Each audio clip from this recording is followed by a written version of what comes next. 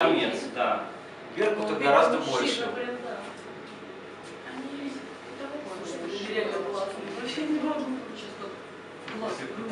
Не бойся. Ух ты! Все птицы, они очень умные, они знают, что не надо плеваться. Единственное, что когда ты вот так будешь стоять, например, я вот без очков, да, я без бейсболки.